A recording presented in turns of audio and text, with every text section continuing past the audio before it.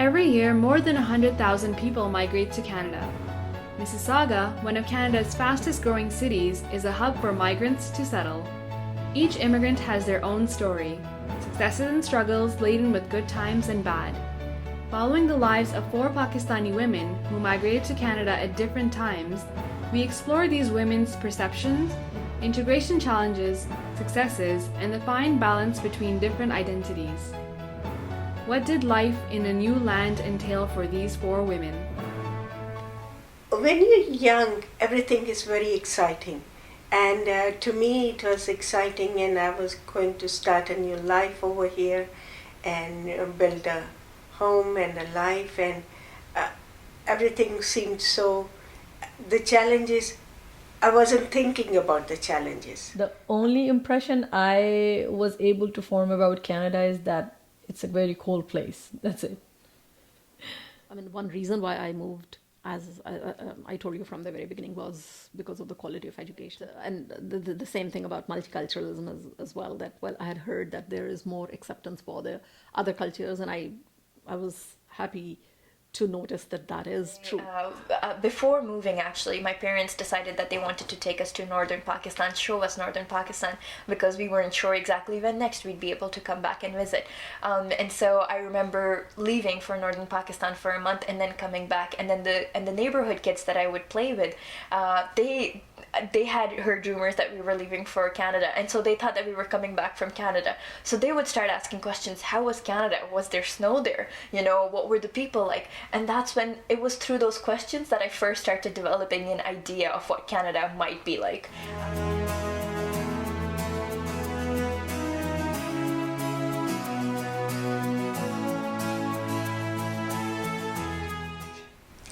My name is Mubin Qureshi, and I am 67 years old. I have lived in Canada for 42 years. I came from a middle class family, so life was quite good, and education was good too, because I was a bright student, so I had no difficulties there.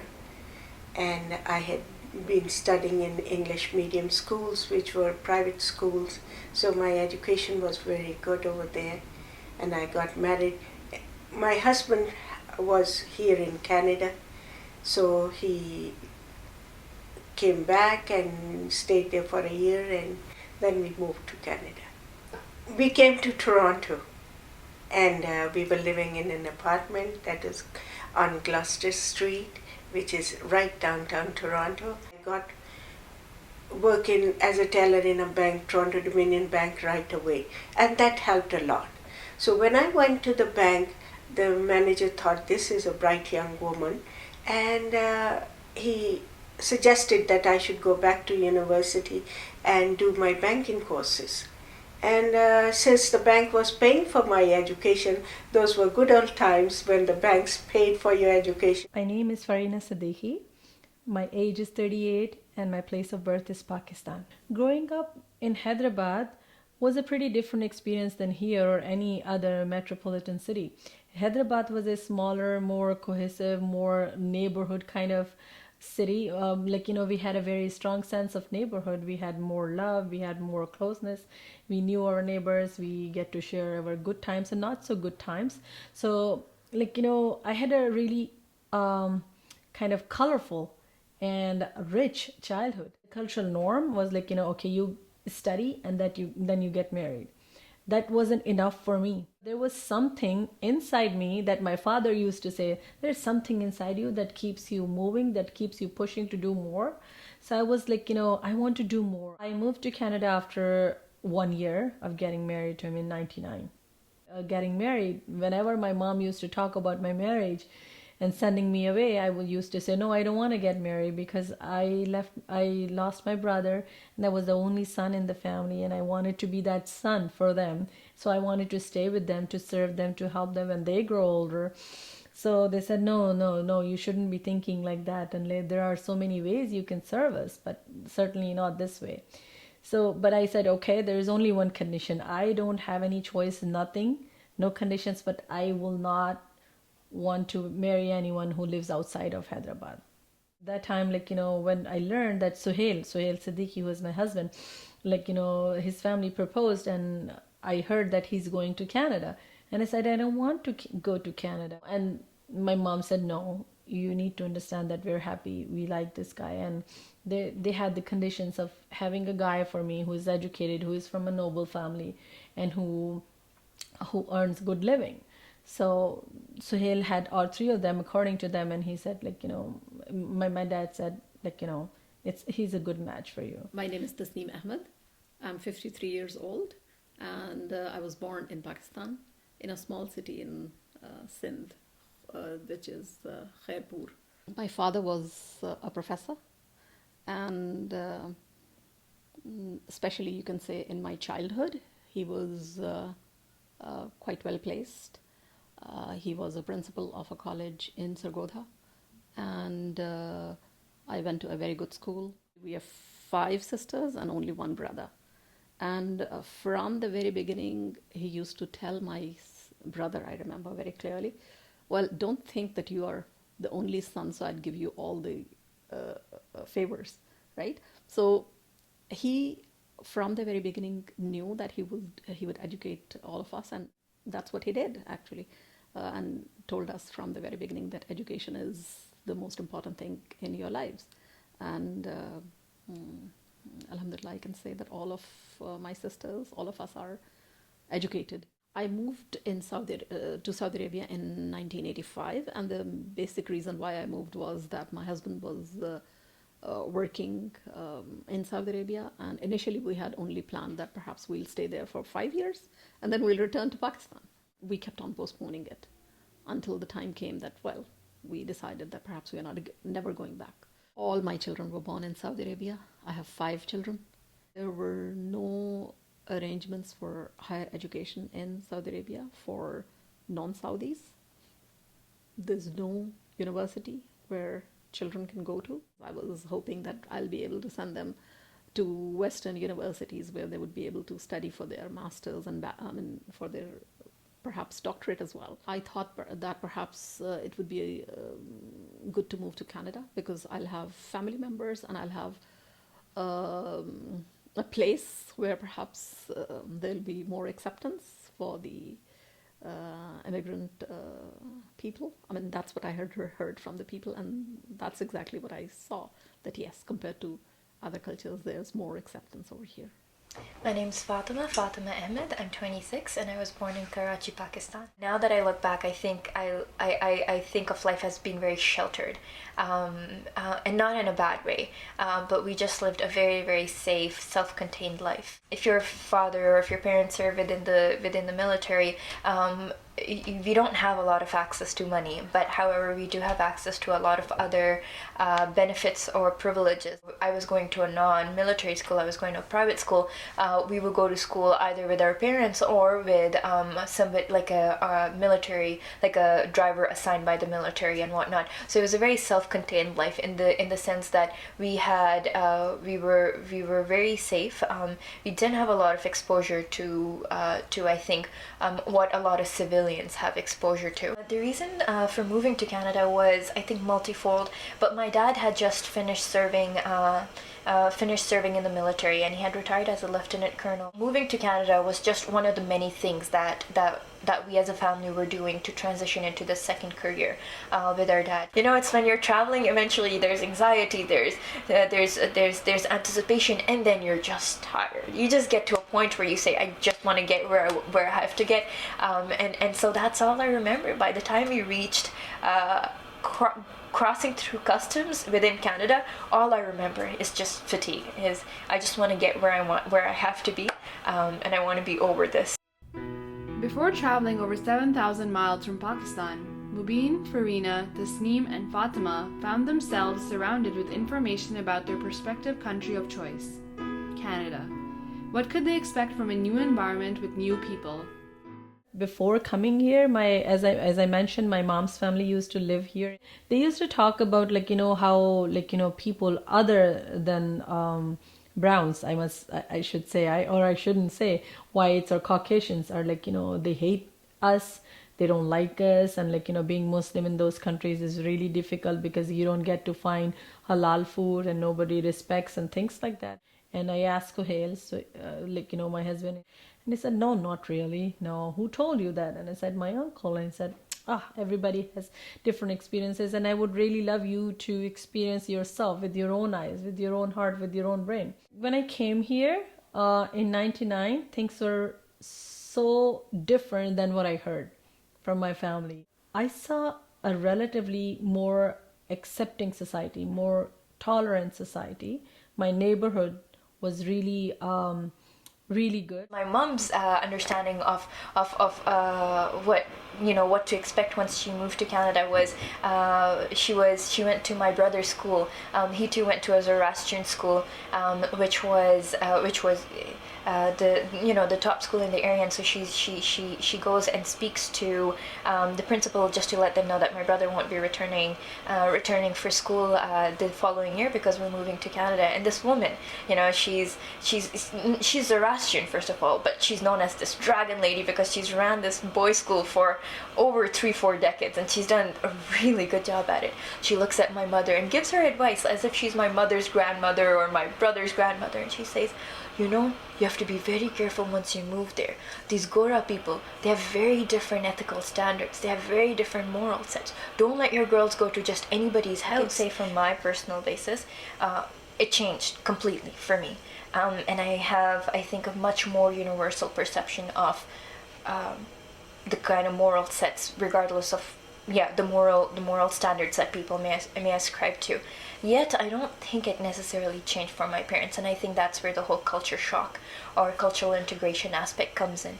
Is while we're on the dinner table, they'll say certain things, where they'll say something like, even people here really value family. There's this really nice boy at work who's 30 and who visits his family every weekend. Before coming to Canada, it's not only about Canada actually. What I had heard about Western cultures was that perhaps merit is the most important thing. And if you're capable of something, you'll always get a chance. But when I initially started struggling for work, and actually before even that, when I went to one of the job search workshops, there also they told us that networking is the most important thing. I mean, they didn't say that merit is the most important thing. They said networking is very important. And then I sort of didn't really understand what they meant by that. But slowly and gradually, when I started working towards getting into a profession or something, I would say that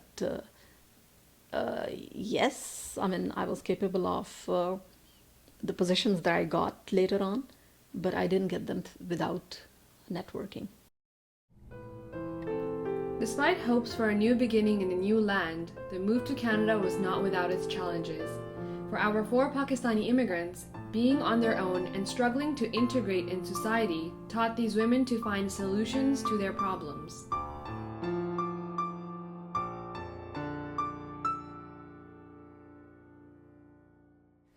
The challenges were enormous when you come from a very cozy home and then to come into an environment, into an apartment where you're worried about paying the rent, where you're worried about buying your own grocery.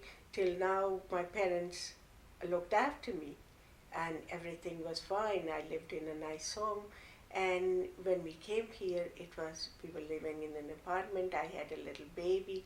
The weather was very severe, and we were thinking about buying a home, so we were trying to save and going out.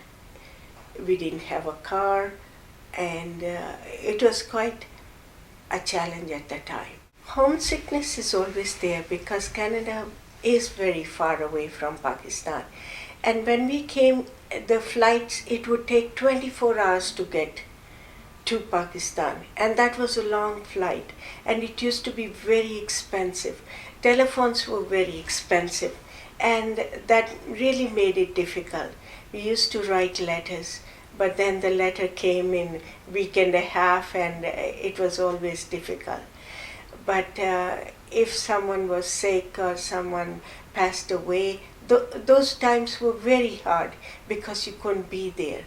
And since I had a little son, my family wasn't there with me to share that joy. You're alone. you're with your husband and your children, and the extended family is not there. So those are the times when you really miss. The first year and a half in Stratford was, all I did was watch TV for a year and a half because I was so overwhelmed by what was going on around me that I thought that if I just watched enough television, if I watched enough shows on YTV about these high school kids, I could understand how the society worked. For me, the biggest sense of cultural shock was, when you're in school in Pakistan, you study, like you're hardcore. And here, the idea of being a good student was very, very different. Like if you were a good student, you were automatically a nerd, a keener, and it wasn't looked upon kindly. And so I remember having to almost defend myself in front of some people who would find my propensity to work hard as a bad thing, and to explain to them that you weren't, just trying to be a keener. This was just how you studied in Pakistan. All my neighbors, not a single one was from my community. All my neighbors were from Caucasians and Caucasian community, and some of them were from African community. I did not see anything alarming that time, but I was concerned because my family living in New York kept telling me, oh, you have to be more careful, because my husband used to travel a lot. He used to work as a switch installation manager that time for Ericsson Canada, so he used to travel all over Canada, and I used to live alone for weeks, and I was more concerned. I had nightmares, I must admit, that people are breaking into my house, especially when my kids started growing up, going to school. I stayed home more, or when I was expecting a baby, I stayed home more. So I started connecting with my neighbors more. I started going to the public library, and when I had no family help available, so I contacted the public health through my doctors to know what are some of the services provided to women like me who have no family help, or who are trying to understand, and who are actually pregnant or raising a child in this new environment with no experience. So public health actually gave me a family home visitor, and she actually opened more doors for me. She told me about more programs, and she told me about places I can go and enjoy my time with my child. A popular caricature of immigrants is that they often form ethnic enclaves after their arrival and are not willing to integrate or accommodate. How did our 4 Pakistani immigrants transform their own challenges into forms of integration that went beyond the scope of their families? I was very lucky because I was educated, and when my daughter was 6 years old, I started looking for a school for her where she could go and learn Urdu, which is our language, and as well as religious classes. And there were none around in Mississauga at the time. So I started, since I was a teacher, I had my B.Ed as well. I started a school rented at T.L. Kennedy, 2-3 rooms, and where we would have the classes for all the children. And that is how T.L. Kennedy became a hub of Muslim or Pakistani community of Mississauga. And I got to know everyone because I was the teacher, I was the principal, and everyone called me Baji, which is older sister. All the children got together, they prayed together, they played together, and we would have social life together. And these kids grew up as cousins, and we were very, very fortunate that way. The weekend schools we taught from the very beginning Urdu language and Arabic language, because the kids who were growing up here, we felt that they would lose their culture, they would lose their language. And since we started teaching, we worked hard for the school boards to accept different languages and give credits for different languages. And that is how Urdu and Hindi and Punjabi and Chinese languages, they all got accepted. Making presentations to the school boards, going to the school board trustees, meeting them. And since we were all working, myself especially, I went a lot, I was working full time in the bank, and it used to be hard. but some of us persisted, and we had divided the work among ourselves, and that's how it became fruitful. I was in Inuvik for 10 months. I was initially meant to be there for 2 years, but I prematurely got laid off. And Inuvik was just a bit of context. Inuvik is a town of 3,000 people, and it's a fly-in community. So basically, if you want to get out of town and go visit somebody, you either have to get on a skidoo and travel for 2 hours north, or you have to get on a plane and travel for 2 hours south. That is literally how remote it is. I think that one experience just threw me into the center of an experiential witnessing of everything that could possibly go wrong. I was brought in as an executive director for a youth center, the Inuvik Youth Center, and the youth center basically was the only place for leisure or recreational activity and the only alcohol/drug-free space for youth of that community, where the youth made up about 45 to 50% of the residents of town. And people had invested so much energy, and my predecessors had invested so much energy and so much work into it. Yet, I think it just, I'm sure I contributed to it, but the time at which I went in was a time when everything came to boil, and be it in the sense of corruption, be it in the sense of funders wanting to fund things that are not necessarily needed, but that sound politically nice, that's why they're funding them, be it in the sense of board of directors that are completely disconnected from the mandate of the organization, or egos getting involved between the staff and the board of directors. It was just or lack of support for the staff who are being brought in, lack of cultural training, lack of handing over abilities. It was just everything that could possibly go wrong, I think, did go wrong. My dad always told me, if you are given something from Allah subhanahu wa ta'ala, you have to give it back. You have to give it back to the people He created. And in 2007, I incorporated my formal organization called Canadian Association of Multicultural People. When I founded CAMP, it helped me to grow as a person, as a professional in the community, and learn more about people's needs, about the issues in the community, about how to develop sustainable partnerships or meaningful partnerships. How do people work in Canada, and how do people support through networking and collaboration. We were, alhamdulillah, able to help 10 students get their admissions with our references. And that was huge. Since, past 5 years, during past 5 years. And we also helped almost 20-25 people to get their jobs with our references.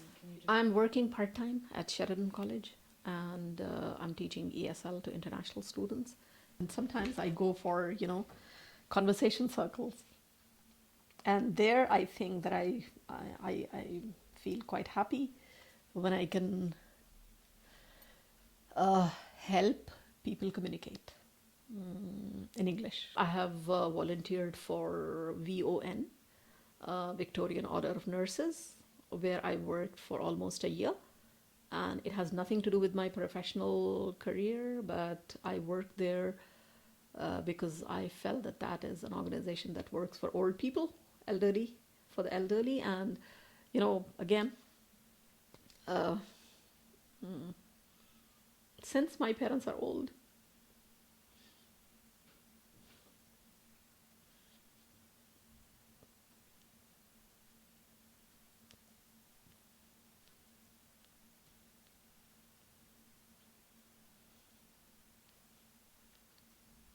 I felt that if I can't do anything for them, I can do something for other elderly people. Islam always played a significant role in the lives of the 4 immigrant women. Did Islamic religious sentiment strengthen under religious pluralism in Canada, or was it more difficult for these women to express their Muslim identity? Basically, most of the people in Pakistan, in my family or in my environment there, they took Islam for granted. But here, when you see the difference, you tend to learn more, you tend to understand more, and you tend to explore more, about your religion and your background and your values. So I learned more here. It took me 3 months to start wearing hijab permanently, and mostly it was an inspiration coming from my sister, and it was a struggle on my part as a person in the community. I was thinking people might not perceive it properly, the way I think it, and then I was reluctant for wearing all that jewelry and everything, and I was worried that how would I show off my hair and how would I show off my jewelry. Brushing my hair and said, okay, so I tied my hair up and I wore hijab. And I looked at myself and I felt so beautiful. I felt oh, I'm looking so good. I think I never wore hijab, or actually, I would say that the generation that I belong to did not wear hijab quite often. My interpretation of religion is more when it comes to dealings. There are two parts of religion, ibadah and mu'amala. So probably I would focus more on the dealings that people have with each other. I go to the prayer room, meditation room in Oisi. I feel very good. And I always go and pray there. But actually,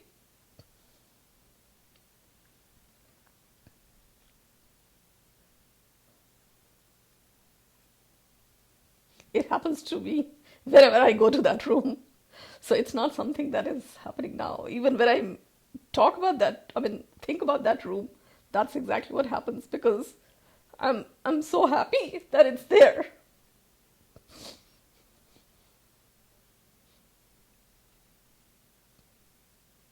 Who could imagine to have a place like this in a country where, or in an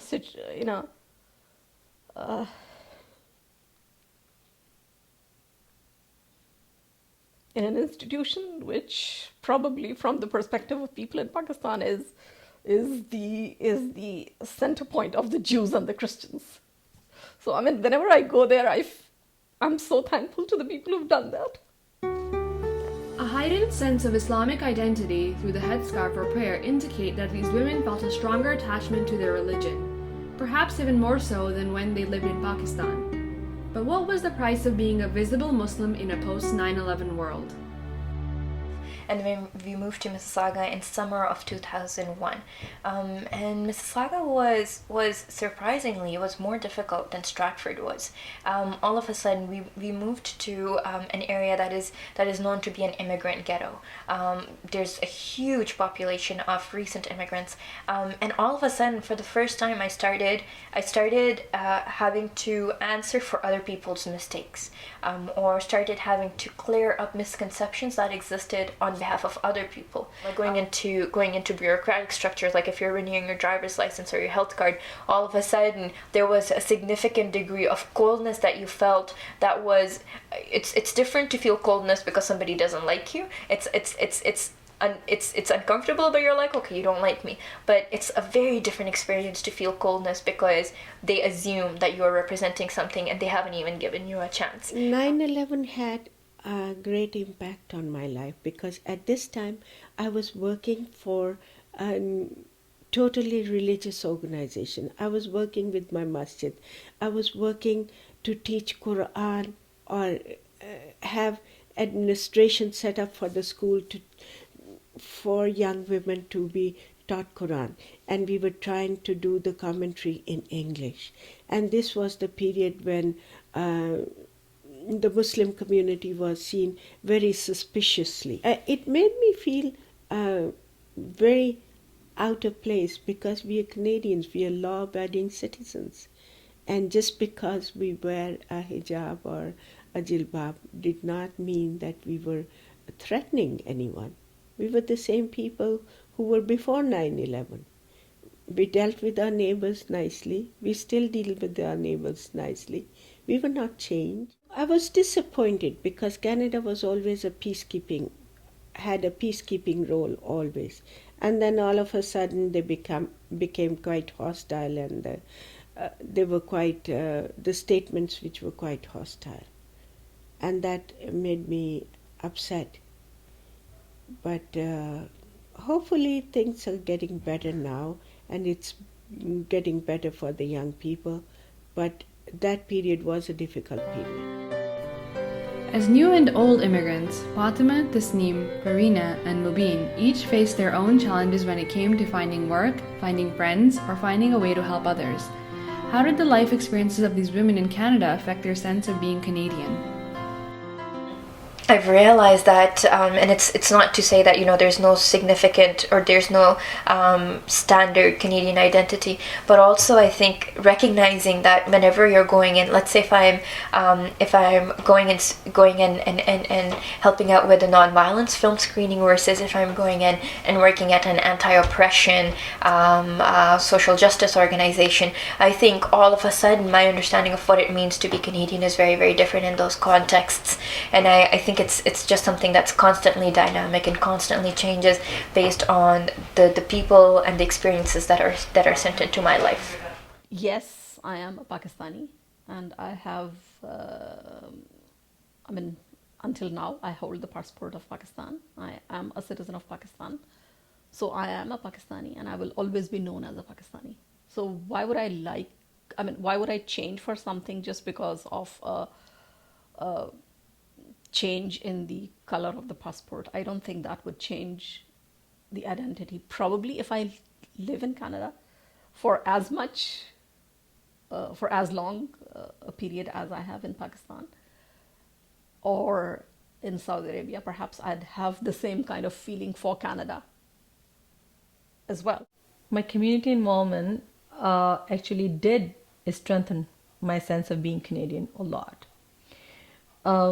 I know I am from Pakistan. I have that origin, and Pakistan will stay in my heart and will be, but it certainly is not at the forefront of what I do, of everything I do. I have two identities only. I'm a Muslim, I'm a Canadian, and when I combine those two identities, it creates one only. That's Canadian Muslim identity. And that's who I am. This is what I portray. This is what I mention. This is what I live by.